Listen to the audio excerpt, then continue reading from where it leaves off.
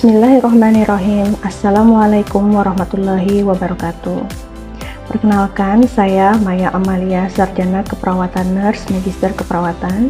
Saya dosen di Program Studi Sarjana Keperawatan, Fakultas Ilmu Kesehatan, Universitas Aisyah Bandung.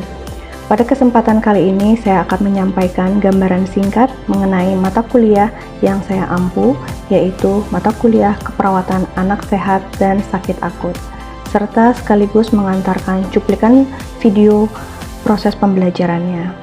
Mata kuliah Keperawatan Anak Sehat dan Sakit Akut merupakan mata kuliah keahlian berbobot 4 SKS yang mempelajari konsep dan penerapan asuhan keperawatan pada bayi, anak, dan remaja, baik dalam kondisi sehat maupun sakit akut di lingkungan keluarga maupun di berbagai tatanan pelayanan kesehatan. Mata kuliah ini dirancang agar mahasiswa mampu memberikan asuhan keperawatan anak secara profesional, komprehensif, holistik, berbasis evidence-based nursing, serta mengintegrasikan nilai-nilai Islami dalam praktik keperawatan. Mata kuliah ini, mahasiswa diharapkan mampu melakukan pengkajian, penetapan diagnosa keperawatan, melakukan intervensi keperawatan, melaksanakan tindakan keperawatan, mengevaluasi hasil asuhan keperawatan, serta memberikan edukasi kepada anak keluarga sesuai dengan tahap proses keperawatan. Selain itu, mahasiswa diharapkan memiliki kemampuan berpikir kritis, clinical reasoning, komunikasi terapeutik, kolaborasi interprofesional, serta menunjukkan sikap profesional dan beretika sesuai capaian pembelajaran lulusan program studi sarjana keperawatan. Materi pembelajaran meliputi konsep dasar keperawatan anak, filosofi family center care dan traumatic care, tumbuh kembang anak, komunikasi terapeutik, pemeriksaan fisik, imunisasi, nutrisi, bayi beresiko tinggi, berbagai penyakit akut pada sistem respirasi, kardiovaskuler, pencernaan, neurologi, hematologi, dan sistem tubuh lainnya. Kemudian juga terapi bermain, intervensi keperawatan komplementer, promosi kesehatan, edukasi keluarga, advokasi anak, serta penerapan evidence-based nursing dalam praktik keperawatan anak. Seluruh proses pembelajaran mengacu kepada rencana pembelajaran semester atau RPS yang disusun berdasarkan capaian pembelajaran lulusan atau CPL dan juga capaian pembelajaran mata kuliah atau CPMK. Sebagai dosen, saya berupaya mengimplementasikan Tridharma perguruan tinggi secara terintegrasi dalam pembelajaran. Pada aspek pendidikan, proses pembelajaran dirancang sesuai dengan RPS dengan tujuan menghasilkan lulusan yang memiliki kompetensi, pengetahuan, keterampilan, serta sikap yang profesional. Pada aspek penelitian, mahasiswa didorong untuk menggunakan artikel ilmiah dan hasil penelitian terkini sebagai dasar penyusunan asuhan keperawatan melalui pendekatan evidence-based nursing. Selain itu, hasil penelitian yang saya lakukan di bidang keperawatan anak saya integrasikan ke dalam materi pembelajaran sehingga mahasiswa memahami bagaimana hasil penelitian dapat diterapkan dalam praktik klinik. Pada aspek pengabdian masyarakat, mahasiswa diarahkan untuk menghubungkan teori dengan kegiatan promosi kesehatan, edukasi keluarga, pencegahan penyakit, serta pemberdayaan masyarakat sebagai implementasi kompetensi keperawatan anak. Pembelajaran pada mata kuliah ini menggunakan pendekatan SCL atau Student Centered Learning, yaitu pendekatan yang menempatkan mahasiswa sebagai pusat proses pembelajaran, sedangkan dosen berperan sebagai fasilitator, motivator, dan pembimbing.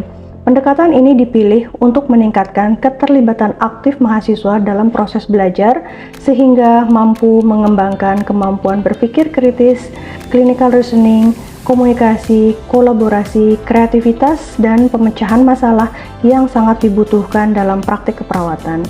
Berbagai metode diterapkan sesuai dengan karakteristik CPL, antara lain ceramah interaktif, diskusi kelompok, cooperative learning, case-based learning, problem-based learning, discovery learning, dan project-based learning, demonstrasi, simulasi laboratorium, role play, presentasi, serta analisis kasus klinik.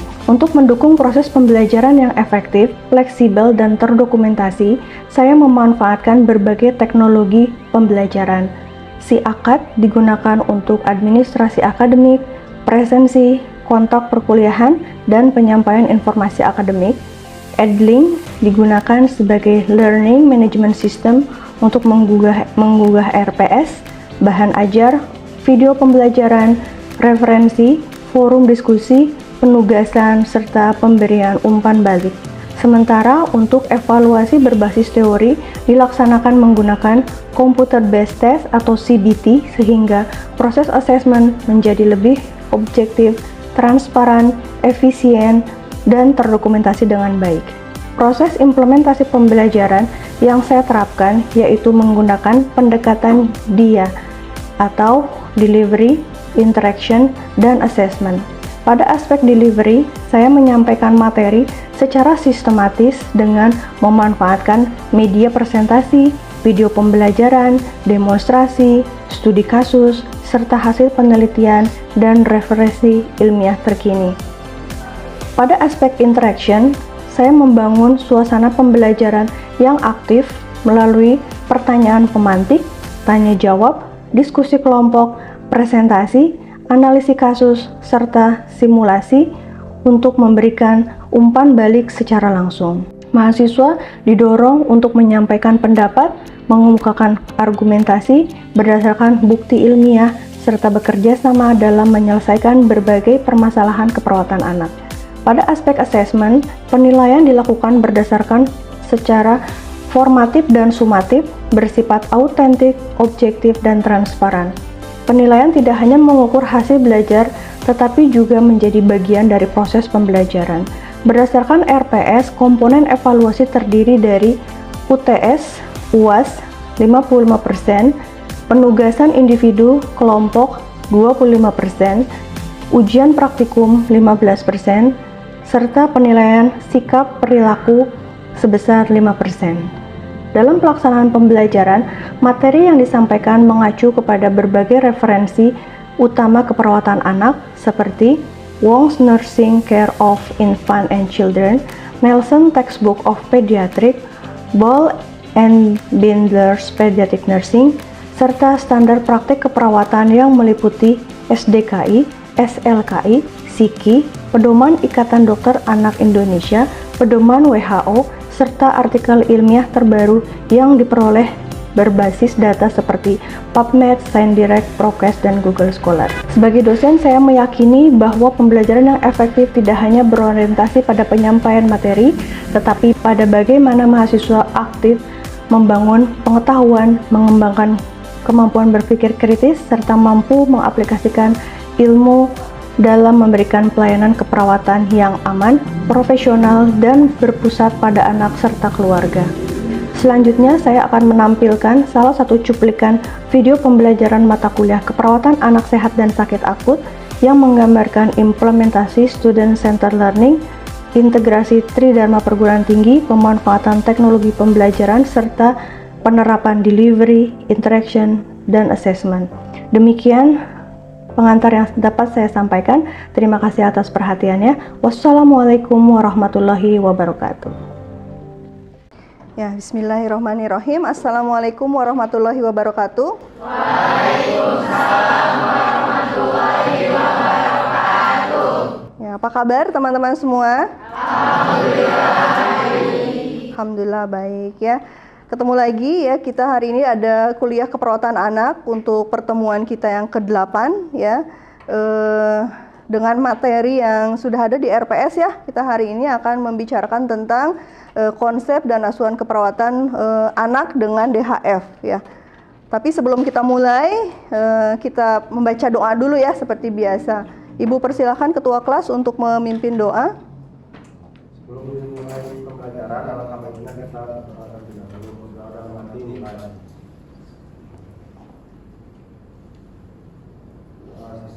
ya, baik. Untuk kehadiran, apakah hadir semua si Pen? Hadir semua ya, alhamdulillah. Baik, teman-teman, kita ingat-ingat lagi ya, kemarin di pertemuan sebelumnya, pertemuan ke-7 ya, kita sudah membicarakan konsep dan asuhan keperawatan bayi dengan risiko tinggi ya. Masih ingat? Masih. Ya, tentang apa? Penyakit apa? Ya, hiperbilirubinemia. Ada yang masih ingat pengkajiannya untuk bayi hiperbilirubin apa aja yang dikaji? Ya, Wafa silakan. Untuk pengkajiannya, kulit terlihat kuning, sklera tampak kuning, bayi tampak lemas, tidak menyusui, derajat kremen. Ya, bagus. Terima kasih Wafa. Ya, untuk diagnosa keperawatannya ada yang masih ingat? Ya, silakan. Icteric neonatus. Icteric neonatus, betul? Betul ya. Oke, untuk intervensi keperawatannya ada yang masih ingat apa? Ya. Fototerapi, betul? Betul. Ya, selain fototerapi, komplementernya pijat bayi. Betul. Tepuk tangan ya. Nah, alhamdulillah ya, teman-teman masih ingat dengan pertemuan sebelumnya ya, itu tentang bayi resiko tinggi, dan hari ini kita akan beranjak ke penyakit yang berbeda ya pada anak. Itu juga penyakit yang banyak sekali yang terjadi ya di lingkungan masyarakat kita ya. Seperti judulnya teman-teman lihat, itu adalah konsep dan asuhan keperawatan anak dengan DHF ya. Ada yang tahu DHF itu apa? Ya, demam berdarah ya. Jadi kalau di masyarakat lebih diingatnya itu adalah DBD ya. Tapi kalau istilah medisnya adalah DHF atau Dengue Hemorrhagic Fever ya. Ini ada tujuan dari pembelajaran kita hari ini ya. Nanti teman-teman diharapkan setelah mengikuti perkuliahan untuk mampu melakukan asuhan keperawatan ya, mulai dari pengkajian, diagnosa keperawatan, intervensi keperawatan, juga mengenai konsepnya ya, definisinya, etiologinya, manifestasi klinis, pemeriksaan penunjang ya. Kemudian juga diharapkan teman-teman mampu untuk melakukan intervensi komplementer dan juga mampu melakukan penelusuran IBN yang terkait dengan intervensi yang bisa diaplikasikan ya kepada anak dengan DHF ya. Baik, kita langsung mulai saja ke definisi ya. Apa itu DHF ya atau Dengue Hemorrhagic Fever? Itu adalah penyakit infeksi akut yang ditularkan ya oleh virus ya, virus Dengue melalui perantara nyamuk Aedes aegypti ya. Virus tersebut ada 4 serotipnya ya. Ada serotip DENV1, DENV2, DENV3 dan juga DENV4 ya. Sehingga setiap anak atau setiap pasien itu bisa berbeda-beda. Tapi kalau untuk di Indonesia sendiri yang paling banyak itu adalah yang serotip DENV3 ya. Jadi kalau misalnya udah pernah terkena sekali itu dengan DENV3, dia mempunyai imunitas sehingga tidak akan terkena lagi kalau yang DENV3. Tapi kenapa kok bisa sampai dia kena DBD lagi? Nah, itu mungkin terkena serotip yang berbeda. Mungkin DENV1, 2, atau 4 ya, seperti itu. Oke, kemudian penularannya sendiri itu tidak bisa langsung dari manusia ke manusia, tapi melalui perantara nyamuk ya. Ada yang pernah lihat nyamuk Aedes kayak gimana? Belang-belang ya, betul.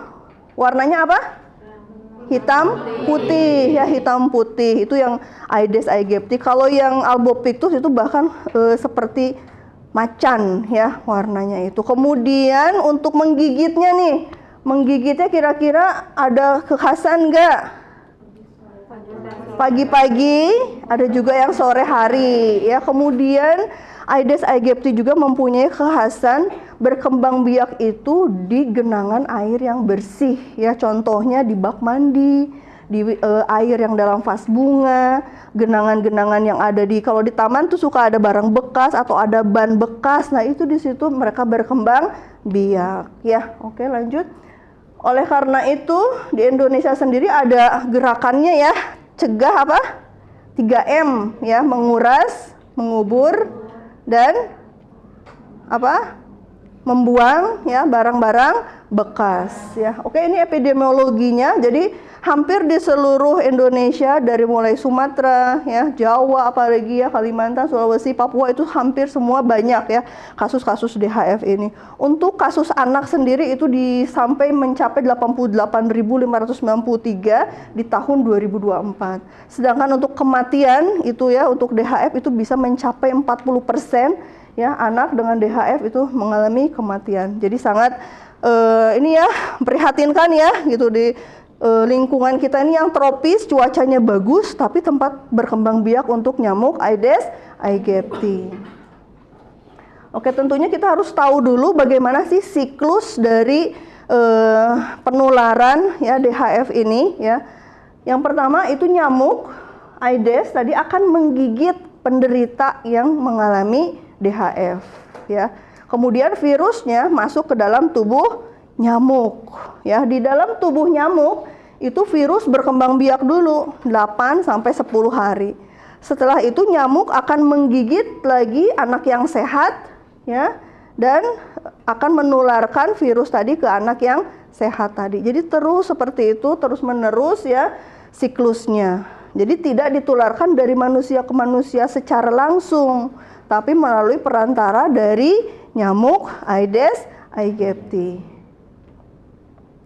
Berikut ada patofisiologinya ya teman-teman. Jadi virus Dengue itu tadi akan masuk ya ke dalam tubuh pasien ya, kemudian akan menginfeksi ya dan menginfeksi sel-sel imun di dalam tubuh ya, sehingga bisa terjadi kerusakan dari pembuluh darah ya. Kerusakan pembuluh darah itu karena virus memicu respon imun berlebihan yang merusak dinding pembuluh kapiler ya. Jadi rusak dinding pembuluh kapilernya sehingga terjadilah peningkatan permeabilitas dari pembuluh darah tersebut, itu yang dapat memicu kebocoran plasma. Ya, jadi kalau udah selnya rusak, tadi endotelnya rusak, cairan dapat pindah dari dalam intraseluler pindah ke ekstraseluler. Makanya suka kelihatan kalau pasien yang sudah masuk ke shock hipovolemik itu ada tanda-tanda edema ya, karena adanya perpindahan dari cairan intraseluler ke ekstraseluler ya. Bukan hanya edema di ekstremitas, tapi bisa sampai ke pleura ya, itu bisa suaranya akan terdengar. Ronhi, pasiennya juga bisa sesak, kemudian di bagian perut, abdomen itu bisa sampai asites ya, karena tadi perpindahan cairan dari intraseluler ke ekstraseluler. Kemudian akan terjadi juga penurunan trombosit atau trombositopenia karena virus menyerang trombosit ya dan sumsum tulang, menyebabkan jumlah trombosit menurun drastis sehingga hematokrit juga akhirnya akan mengental atau meningkat hematokritnya ya, seperti itu. Dan akibatnya ini komplikasinya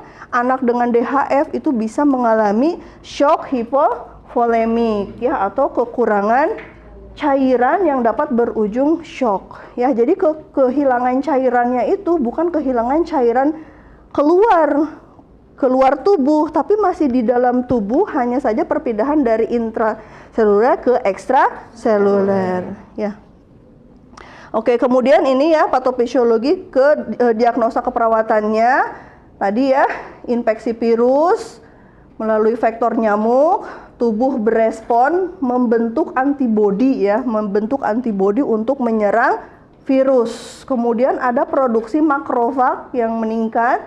Virus akan cepat bereplikasi ya, sehingga pembentukan antigen antibodi ya.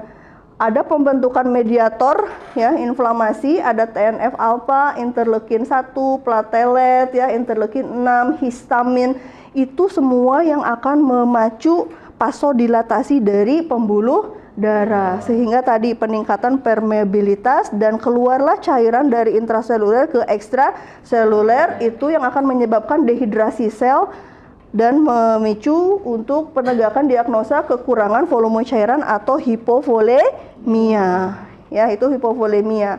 Kemudian ke arah sebelah sini ya, dari pembentukan kompleks antigen antibodi tadi itu juga menimbulkan reaksi endogen pirogen ya. Endogen pirogen itu akan merusak termostat ya di hipotalamus, sehingga itu akan terjadi peningkatan suhu tubuh ya di atas normal, sehingga diagnosa yang bisa diangkat adalah hipertermia ya. Kemudian tadi juga dari penurunan volume intravaskular ke ekstravaskular itu juga bisa menyebabkan resiko shock ya. Selain yang 3 diagnosa keperawatan ini, masih banyak ya diagnosa yang masih bisa diangkat seperti nyeri akut ya, karena tadi nyeri akut karena perembesan plasma bisa terjadi penekanan cairan ke paru-paru atau ke abdomen, itu juga bisa membuat nyeri ya kepada pasien. Kemudian terjadi juga pembesaran di limpanya ya, karena tadi destruksi yang terus-menerus ya dari sel trombosit ya, sehingga ada pembesaran di organ limpa, organ hati, itu juga menekan ke bagian abdomen. Biasanya pasiennya juga merasa nyeri. Kemudian diagnosa keperawatan lainnya apa kira-kira? Kalau terkait orang tua ada apa kira-kira kalau anak dirawat apa? Kecemasan ya, kecemasan bisa diangkat juga. Kemudian kekurangan pengetahuan terkait perawatan juga bisa diangkat ya. Jadi sebenarnya banyak ya diagnosa keperawatan yang masih bisa diangkat. Oke, ini adalah fasenya ya. Fase untuk DHF ini yang memang terjadi ya pada semua pasien ya, siklusnya seperti ini ya. Dari mulai fase demam ya atau febrile, kemudian fase kritis dan fase pemulihan. Fase demam itu terjadinya 1-3 hari ya teman-teman. Jadi kalau misalnya anak itu tidak bisa turun suhu tubuhnya di atas 37,5, itu bisa mencapai 39 bahkan sampai 40 derajat gitu ya. Itu adalah fase demam, di mana pada fase demam ini terjadi kejadian dehidrasi ya, karena biasanya pada saat demam itu evaporasi, anaknya tidak mau makan, tidak mau minum ya, panas yang berlebihan, jadi dehidrasi, masalah yang bisa diangkat. Kemudian kalau dilakukan pemeriksaan laboratorium itu mulai peningkatan dari trombosit ya, trombositnya sudah mulai meningkat di sini di hari kedua, hari ketiga, tapi hematokritnya masih normal ya. Jadi yang terjadi di dalam tubuh adanya viremia, sehingga kalau pemeriksaan penunjang yang bisa dilakukan di hari pertama itu adalah pemeriksaan NS1 ya. Jadi bisa diketahui di hari ke-1 itu pada saat demam mau periksa lab nih, periksa apa? Nah, bisa periksa NS1 ya. Oke, kemudian di hari ke-4, 5 sampai 6 itu suhu tubuh sudah mulai menurun. Nah, biasanya kalau suhu tubuh menurun, orang tua sudah mulai turun. Kadang-kadang orang tua sudah mulai tenang ya, oh suhunya udah mulai turun gitu. Padahal tidak ya, secara konsep suhu turun itu bukan penyembuhan, tapi itu masuk ke fase kritis ya. Justru fase kritis itu yang harus diwaspadai adalah terjadinya perdarahan ya, tadi perembesan plasma tadi bisa memicu edema ya, asites ya, sehingga bisa juga mengalami kegagalan organ ya, organ-organ vital tadi, hati ya. Kemudian pada saat pemeriksaan laboratorium itu bisa diperiksa hematokrit sudah mulai meningkat ya, trombositnya turun sekali ya, trombositnya turun sekali, hematokritnya meningkat. Kemudian di sini kalau mau periksa imunoglobulin ya, bisa sudah mulai bisa di hari ke-5, ke-6. Oke, lepas dari hari ke-5 itu hari ke-6, 7 dan seterusnya itu sedikit peningkatan suhu tubuh. Nah, pada saat peningkatan suhu tubuh lagi itu artinya adalah fase recovery atau fase pemulihan. Nah, justru di situ pasien sudah mulai ceria, sudah mulai mau makan, sudah mau minum, sudah mau beraktivitas. Nah, itu artinya tanda-tanda pasien sudah mulai mau sembuh ya. Oke, kemudian lanjut di sini ada derajat-derajatnya, ada derajat 1, 2, 3 dan 4 ya. Tanda-tanda gejalanya apa aja? Di sini ada tanda-tandanya itu yang umum terjadi pada anak apa? Ada yang tahu? Tadi yang pertama suhu tubuhnya tinggi. Yang pertama suhu tubuhnya tinggi, nggak mau turun-turun kecuali harus diberikan obat apa? Penurun panas. Apa penurun panas? Paracetamol ya, baru dikasih paracetamol baru turun, habis itu naik lagi suhunya, jadi terus suhunya itu 39 ya. Kemudian ada sakit kepala, ada sakit di belakang mata, sakit-sakit badan, merah-merah ya. Kemudian tapi belum ada perembesan plasma ya. Kemudian derajat 1 itu sudah mulai ada gejalanya sama, ditambah dengan tes tourniquet ya. Jadi kita akan melakukan namanya tes tourniquet ya teman-teman. Tes tourniquet itu kita menggunakan stetoskop ya, diletakkan di tangan anak, kemudian diteskan, itu akan didiamkan selama 5 menit itu ya. Kemudian pada saat dibuka itu muncul bintik-bintik, ya. Nah, itu adalah bintik-bintik karena pecahnya pembuluh darah perifer, ya seperti itu. Jadi itu derajat 1. Kalau derajat 2 itu sudah mulai ada perdarahan-perdarahan, ada perdarahan gusi, peteki muncul dengan sendirinya, ya. Mimisan, ya, feses hitam. Kemudian derajat 3 sudah mulai tanda-tanda shock, itu ada penurunan tekanan darah, nadinya cepat. Kalau derajat 4 bedanya apa? Tidak teraba lagi, nadinya tidak teraba, tensinya tidak bisa terukur. Itu derajat 4. Ya, boleh lanjut. Langsung ke pemeriksaan penunjang ya. Tadi sudah NS1, trombosit, leukosit, hematokrit ya. Lanjut. Kemudian di sini ada juga IBN ya. Pengkajiannya tadi tentunya kita harus memonitor tanda-tanda vital, suhu utamanya, kemudian tanda-tanda lainnya, perdarahan, ya, ruam-ruam, peteki, ekimosis, dan pantau asupan cairan. Ya, kemudian ini diagnosa yang bisa kita angkat. Yang pertama itu ada hipertermi, ya. Hipertermi ini ada jurnalnya di sini teman-teman yang bisa kita berikan, intervensinya itu adalah kompres hangat. Ya, kemudian diagnosa yang berikutnya yang bisa kita angkat adalah nyeri akut, ya. Intervensinya banyak sekali, bisa teknik distraksi, bisa teknik bermain, mewarnai, dan lain sebagainya. Kemudian ada juga diagnosa hipovolemia tadi ya, yang memicu kepada shock. Ini karena untuk membantu peningkatan dari trombosit, ini bisa kita IBN-nya mengangkat pemberian jus jambu merah, ya, untuk membantu peningkatan trombosit. Ya, baik, mungkin intervensi utamanya tetap ya pemberian cairan infus, pemantauan tanda-tanda vital, perawatan perdarahan kalau ada, pencegahan trauma, sama dukungan nutrisi dan istirahat. Ya, oke. Di sini ada kasus ya teman-teman. Kita diskusi kelompok mungkin atau teman-teman ada yang langsung bisa menjawab nih ya. Kita lihat kasusnya.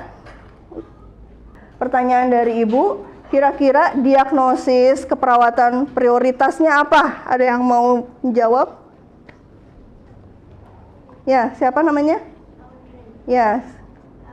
Yang pertama itu ada hipotermia, terus juga ada nyeri akut, risiko defisit volume cairan atau hipovolemia, dan tambahannya bisa risiko pendarahan.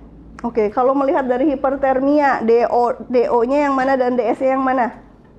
Ada yang menjawab DODS-nya? Untuk hipertermia. DO-nya yang mana? Suhu tubuh berapa? 39. Dan data subjektifnya? Orang tua mengatakan demam sudah 3 hari. Ya, oke, tepuk tangan semuanya. Ya, oke. Oke, tadi diagnosa pertama. Diagnosa kedua kira-kira bisa diangkat apa? Ada yang mau jawab sebelah sini? Yang lain. Ada yang jawab di belakang? Diagnosa yang keduanya apa? Nyeri akut. Kenapa nyeri akut? Ya. Oke, tepuk tangan. Oke, diagnosa ketiga nih. Diagnosa ketiga apa? Ada yang menjawab? Diagnosa ketiga apa? Ya, defisit volume cairan atau hipovolemia. Kenapa? Itu mukosa bibir kering. Mukosa bibir kering, kemudian Kulitnya menurun. turgor kulit dan hasil laboratorium ya, trombosit dan hematokritnya. Ya, tepuk tangan untuk semuanya. Ya, alhamdulillah ya, berarti yang Ibu sampaikan sudah bisa tadi dijawab oleh teman-teman. Ya, baik, mungkin teman-teman itu saja yang bisa Ibu sampaikan ya. Terima kasih atas perhatiannya. Kita tutup sama-sama membaca hamdalah. Alhamdulillahirabbil alamin. Billahi taufik wal hidayah. Assalamualaikum warahmatullahi wabarakatuh. Waalaikumsalam warahmatullahi wabarakatuh.